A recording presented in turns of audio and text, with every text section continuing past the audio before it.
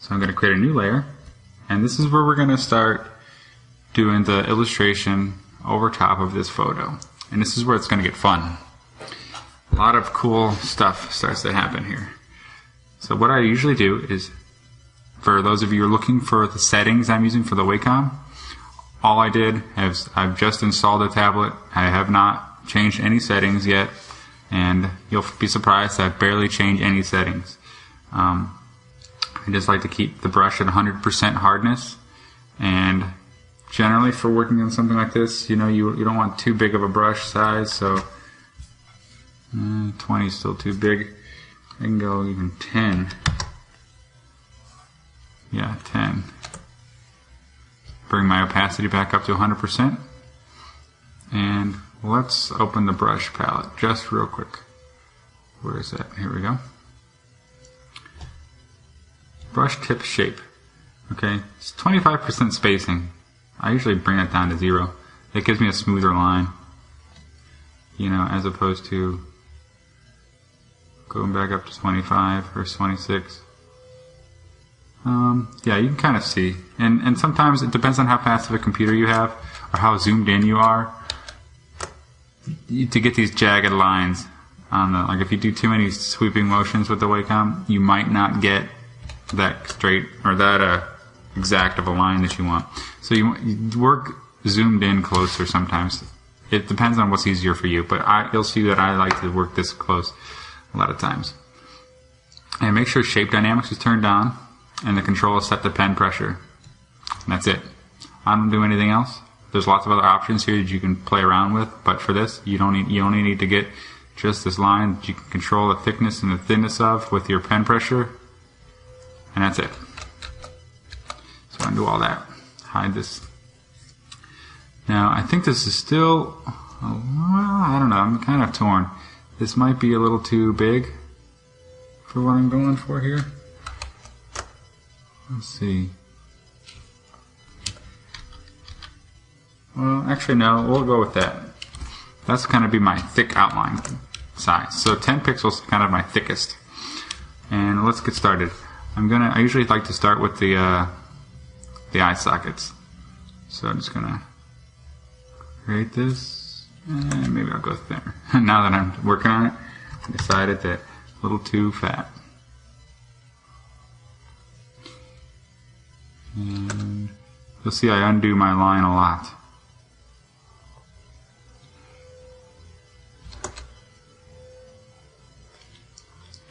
And this just gets in. You're going to kind of rough in the main contours of the lines here.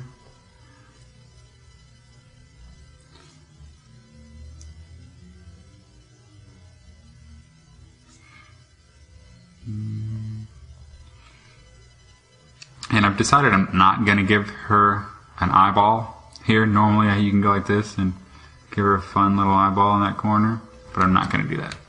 I'm going to make this look a little bit more daunting and less cartoony. So I'm going to fill in this black shape here. Just going to draw in some kind of goodness.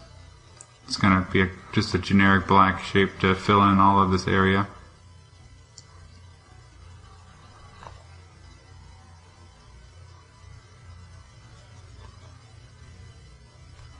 And then I can start using the tablet to draw these kind of illustrated shading, like hatching lines, to kind of help define the space a little bit more.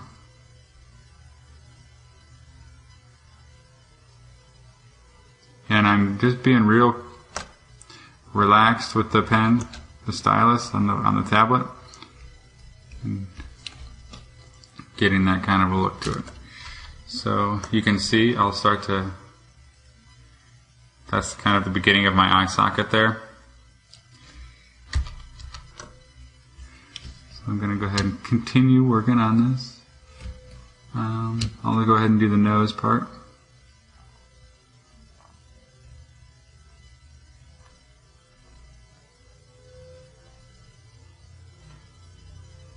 And kind of embellish some of these lines in here.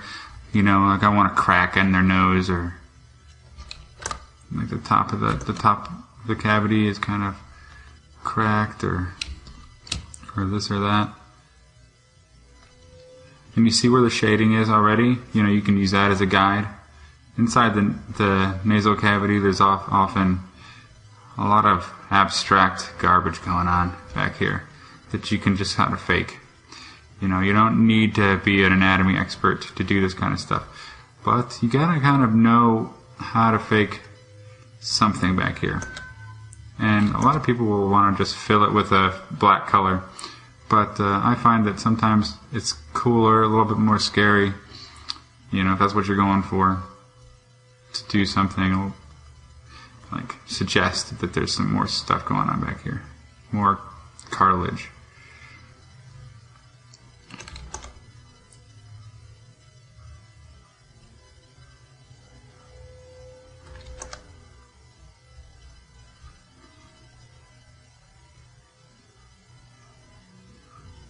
Okay, what do we got here? Not too bad. You can just add more this way. Using the pen pressure to go from thick to thin on my lines. And I like to do these dots, these like stipple dots. Sometimes helps kind of create an illusion of a little bit of shading, a little bit of illustrative, you know, technique, and kind of a little dirt. And I'm going to kind of create the outline of the nose cavity here.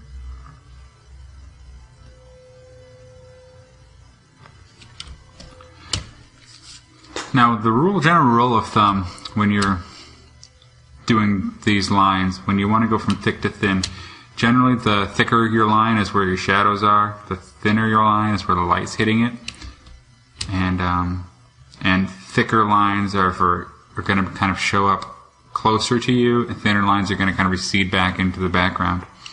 It's always good to kind of keep that in the back of your mind when doing this kind of stuff.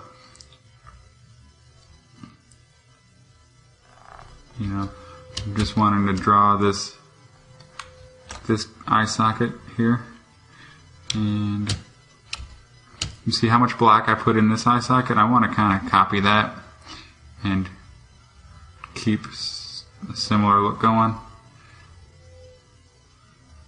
So I'm going to fill in the space just like I did before.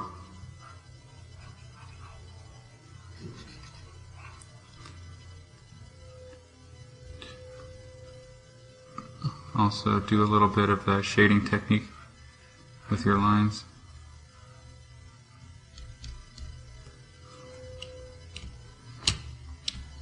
Okay, well that's basically there. Now let's go press real hard on this outside edge. This is important because this is kind of the general outline for the shape. And I think on something like that you want it to be thicker. Now this is where it gets kind of tricky because I had originally squashed this and stretched it a little bit to kind of put the mouth up here. So you're going to have to fudge it a little bit. So I'm going to make sure, or pretend that like my jawline came up like this, like the mouth, and put these kind of artistic or illustrative embellishments in the corner there, you know.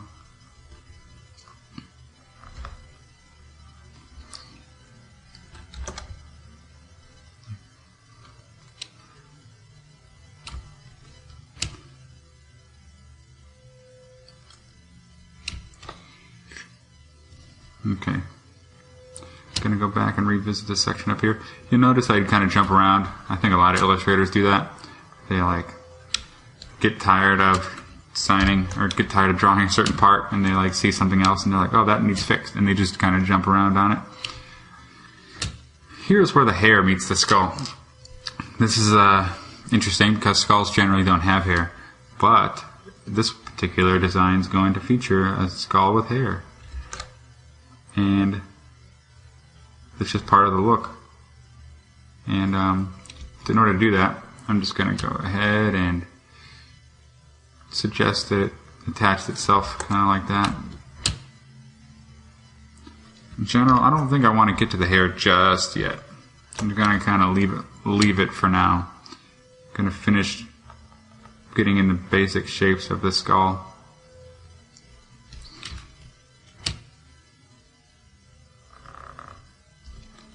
On some of these finer details, you don't want to go in with a heavy hand. You don't want to be like that. It's not going to look good. These are like little tiny cracks.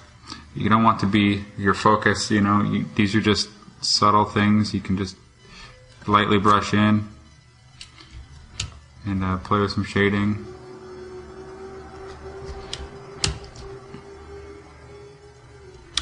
You know, this is a kind of a gross, grungy skull. So there's a lot you can just add in a crack here and there.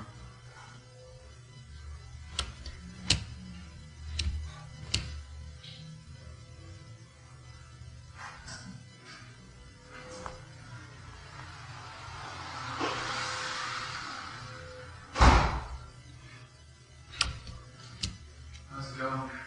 Recording? Yeah, the recording.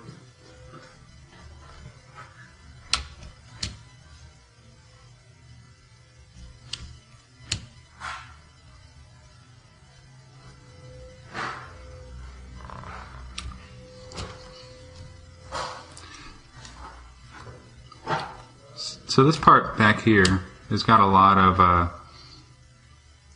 kind of stuff going on, which, again, you want to do this just like you did here. You just want to kind of suggest it. So block in your basic shadows, you know, where most of the shadows are going to be. It doesn't have to be exact.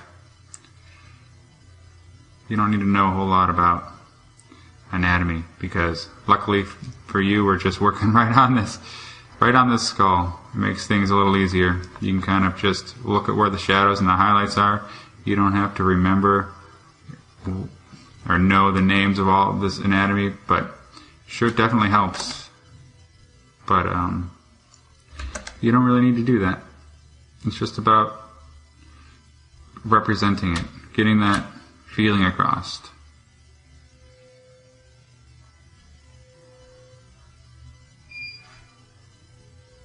That's all we're going for here.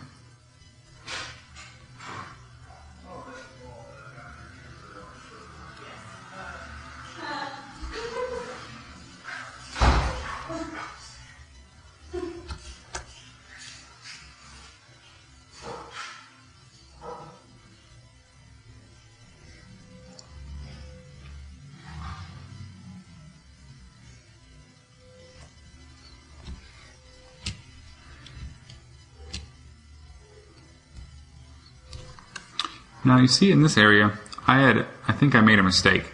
I had basically drew over the hinge of the fake skull, which in reality, that doesn't really exist. The hinge is kind of up inside here. So I'm going to erase this. Just press E on the eraser.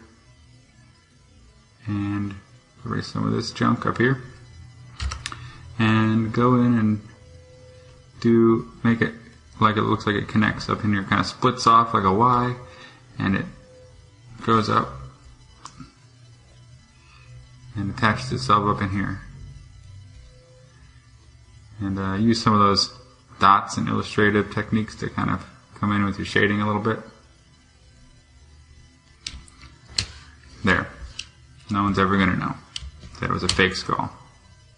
I'm not going to draw that little screw there either. That's not good.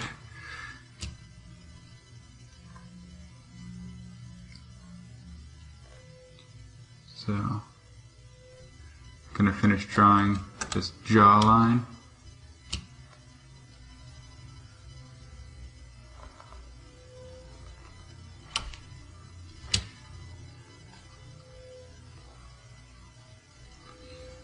And I can kind of use these type of techniques here where I go over the line inside it, get thinner, come back in, and it kind of creates an illusion of like a little bit of depth there, and it keeps it from looking too flat.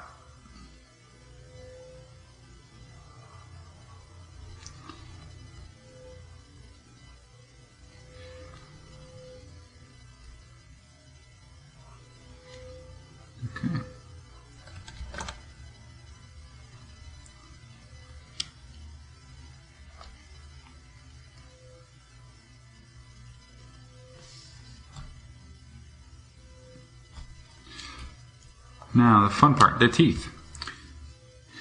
Teeth are interesting because there's a lot you can do here. You can draw it just like how they've got it here. Maybe you can knock out a few more teeth like this, you know, so you want a gap here, a gap here, a gap here. You can totally do that. Maybe you want to make this like a sharp tooth here, if you want, you could do that. So we're just going to kind of see, I'm going to start with the first tooth here. And generally I like to, teeth are shaped kind of oddly. These are not exactly authentic or lifelike, because a lot of, you know, teeth kind of are shaped like this. So I'm going to go ahead and draw more like that. These ones are for the sake of the model. They're kind of glued or molded into the jawbone here, but they really go a little further down. So we're going to do that. And they kind of pop out, and they look very ugly.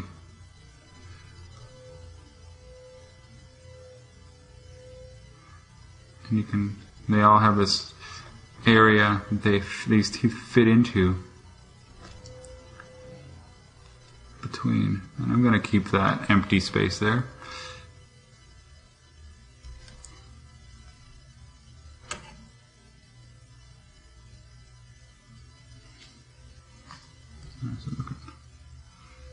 Okay.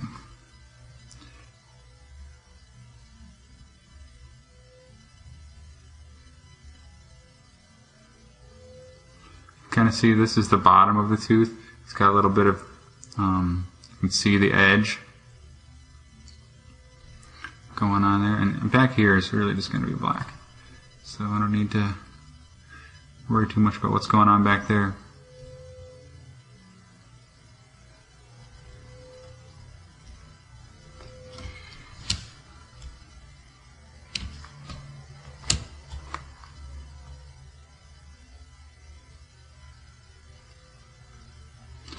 You know, and thinking about it a little bit, don't worry so much about the proportions or anatomy. Skulls come in all sorts of different shapes and sizes. You know, I had one thought that maybe these teeth were too close to the jaw here, and that may be the case, but you know, this is supposed to look kind of evil, and people draw skulls of all different ways, and it doesn't have to be super correct. I kind of keep stressing that. I think you just want to use your imagination, and you know, you don't have to be exactly realistic. Come up with something that's unique. Use a realistic anatomy as like a reference point to know how to shade things. So you want to make something bigger, or rotate a specific tooth, or do something crazy like that, and just knowing how to render it and knowing where it's going to show up. You want to make sure your perspective is correct in all of these situations. You know, and here we are getting into the molars, which I'm just going to, you know, subtly put in there. And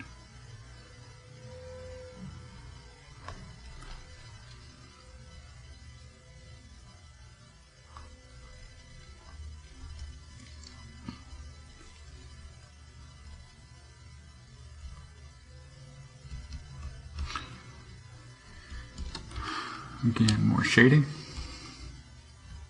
Starting to look pretty gruesome.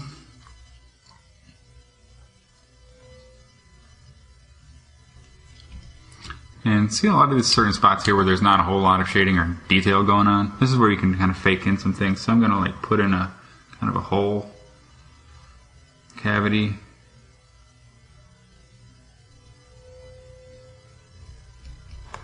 Looks a little gross. And more decay.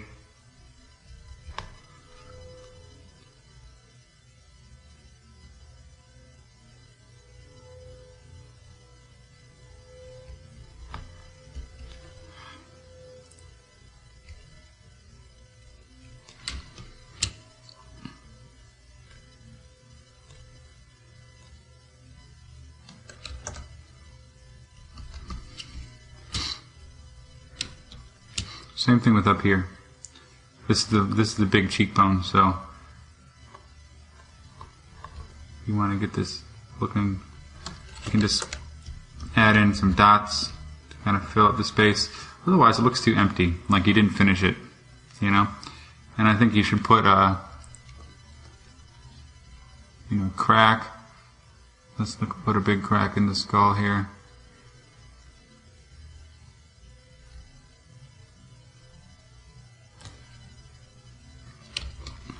Maybe put kind of some bumps or some more pits. You can even put a light circle to kind of suggest a rough texture. This is, yeah, that's really all this is just kind of texturing with one color. You just put these subtle details in, and it kind of really gives you the illusion.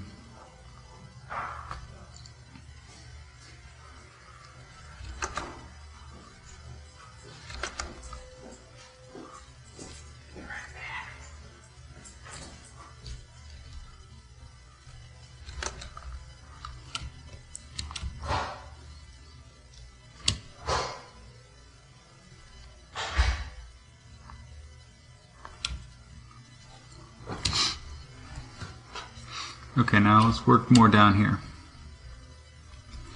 Same thing, there's not a whole lot of detail here, so let's make some.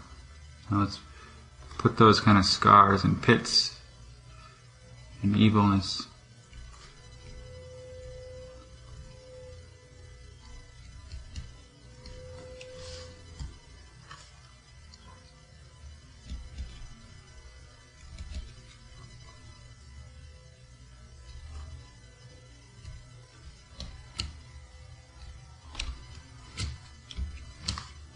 Look at your photo for like where the kind of contour of the skull is. It kind of goes like that.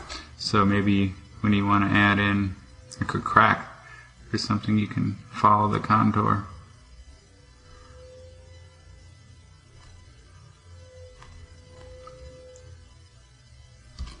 You know, and suggest more.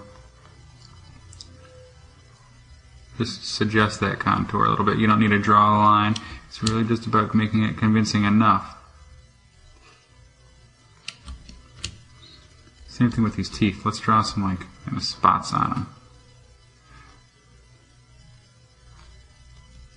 Dirty them up. Back here, you're going to fill in the gap with black. I'm not going to see much back there. Gets a little darker, so I'm going to kind of shade these back teeth a little bit more.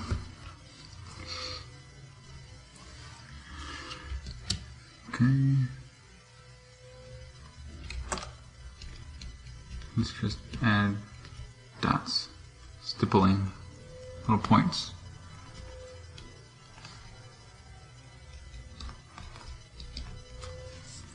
You can use these to, like the more you fill in an area, the darker it'll get, and you can like blend out to show a little bit of a gradation. You know, you might wonder why we don't just go ahead and use like a soft brush in Photoshop. Well, I don't want to use a soft brush in Photoshop because it starts to look a little too Photoshoppy and it looks a little too painted. And I'm not going for that look. I don't want to get a painted look. I want to get more iconic, more like a hand illustrated. And all these, this is basically like a pen line art, you know, that I'm not doing with a pen. You know, I could be doing all of this on paper right now, but the benefit of the computer is you've got the Control-Z button. So if I did that on paper, I wouldn't be able to undo it like that. So that's one reason why I like to use the computer.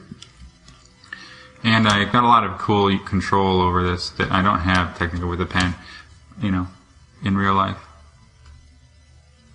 But a lot of these principles that I'm doing here would apply right to pen and ink. So let's look at what we got so far. Definitely got something scary going on. And we're about ready to start working on the rest, on the hair here. So let's save this.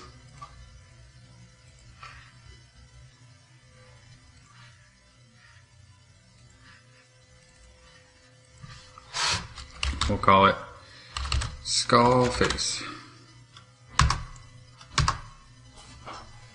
Alright, definitely want to keep saving your work.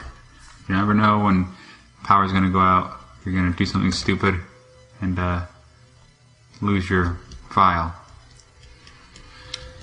So hair is a tricky thing. A lot of people have problems with drawing hair. They want to draw every single strand. You can see here, there's a lot of black here. You don't know where the strands are.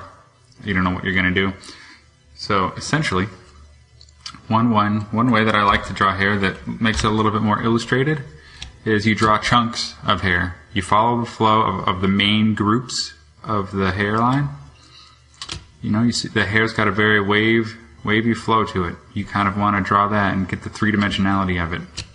So like right here I see this kind of swoops down and curves.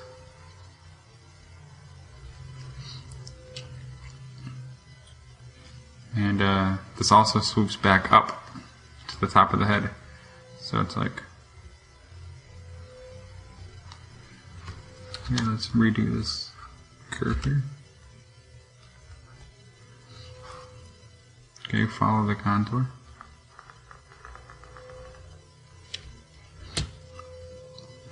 Now this is like a big piece of hair that's kind of folded back. Now it's coming up this way. So all of this hair kind of goes up here and it follows, and it kind of gets wrapped around and goes back behind the head. So you can just create another chunk like this, another chunk like that.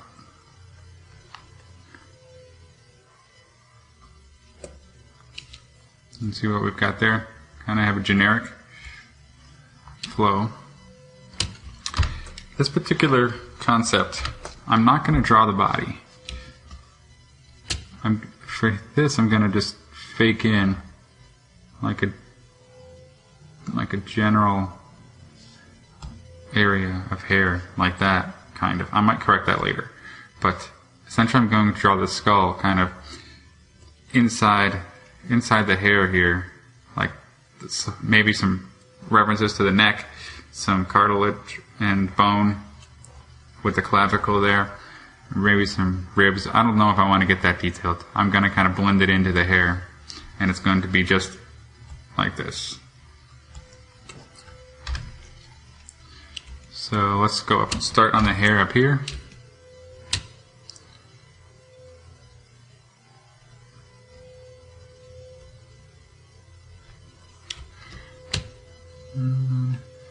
You'll see we kind of got one that goes a main strand like that.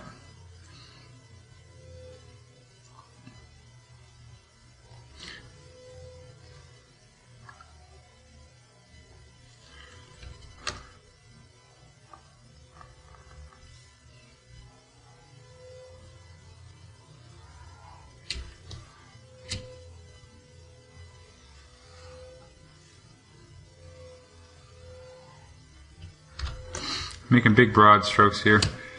Now this, where you don't see where the hair is at here because their body's covering it up, you're gonna have to fake it, and this is where you can get creative, and I'll do that in a minute. Gonna draw the edge of the neck here. One thing that might help is if you take your reference photos and lower the opacity a bit. You can kind of see what you're doing a little better. Don't need this ear here. I'm going to completely ignore that. It's got more skull, but I'm going to make it so her hair comes in like that.